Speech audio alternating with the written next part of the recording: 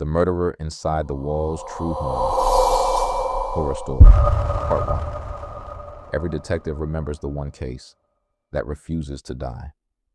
Mine started at exactly 1:43 a.m. Dispatch received a 911 call. No screaming, no crying, only a little girl, barely whispering. He's still inside the house. Silence. Then the line went dead. We reached the address in less than 5 minutes. A quiet suburban neighborhood. Perfect lawns. Perfect houses. Nothing looked unusual. The front door was locked. Every window was locked. No broken glass. No forced entry. The alarm system had never been activated. It looked like nobody had entered or left. After receiving no response, we forced the front door open. The lights were on. The television was still playing. Dinner was still warm on the table. Someone had been eating only minutes earlier. Then we found the father. He was lying beside the staircase. No defensive wounds, no signs of a struggle, just gone. A few feet away, the mother, then the teenage son. 3 victims, 3 different rooms, 3 identical expressions. Fear, as if they had all seen the same thing. Seconds before dying, there was almost no blood, no murder weapon, nothing stolen. The little girl who called 911 was missing. Every officer searched the house, closets, bathrooms, attic, garage, backyard, nothing. It was impossible. A child couldn't simply disappear. Then Officer Ramirez noticed something strange. The hallway measurements didn't match the blueprints. According to the original plans, the hallway should have been almost 3 feet wider, which meant there was empty space, hidden behind the walls. Construction workers arrived before sunrise. They cut through the drywall.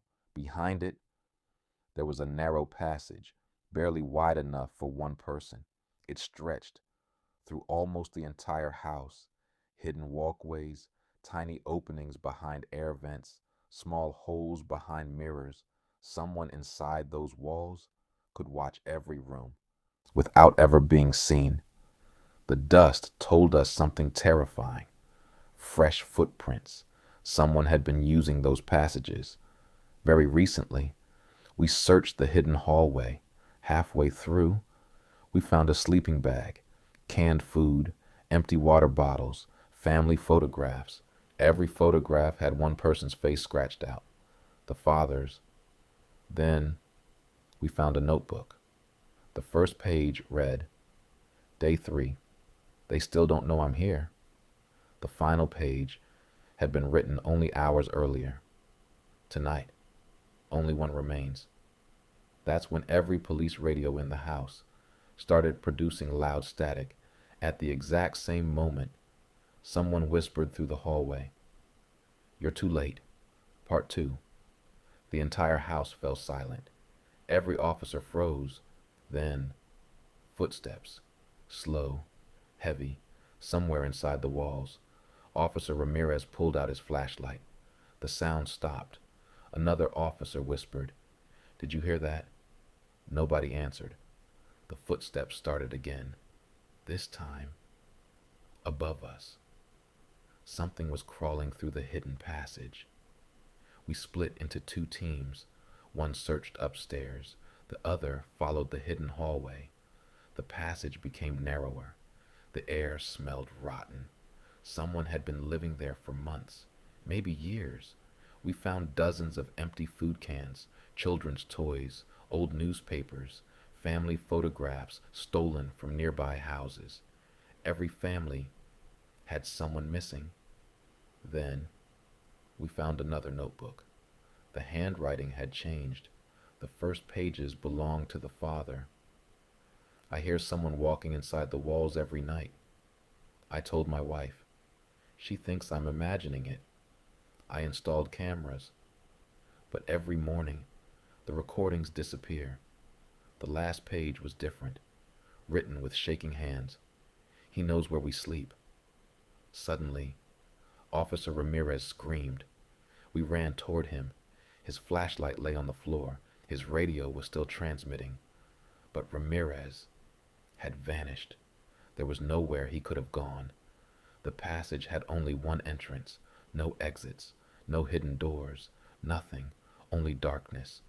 Then his voice came through the radio, weak, terrified. Don't come any farther. Static. They're not walls. Static. There. The transmission ended forever.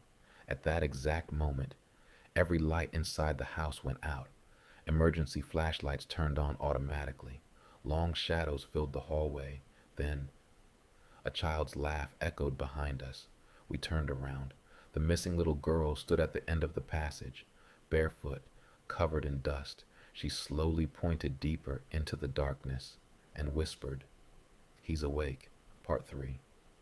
Nobody moved. The little girl didn't blink. Officer Collins slowly approached her. "It's okay. We're here to help." She shook her head. "No, you're here too late." Then she looked past us, not at us, behind us. Every officer turned. The hidden hallway was empty, or so we thought. One flashlight reflected, 2 eyes, watching us, only for a second, then gone. Officer Collins ordered everyone to fall back. As we retreated, the walls began shaking.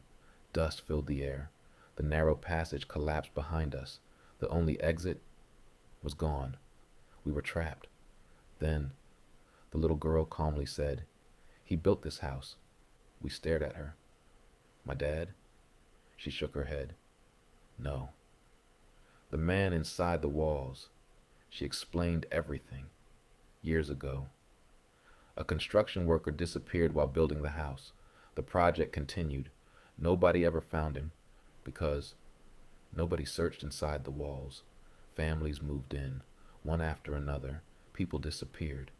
The house was sold again. Every new family believed they were the first owners. They never were. The hidden passages connected every room, every bedroom, every bathroom.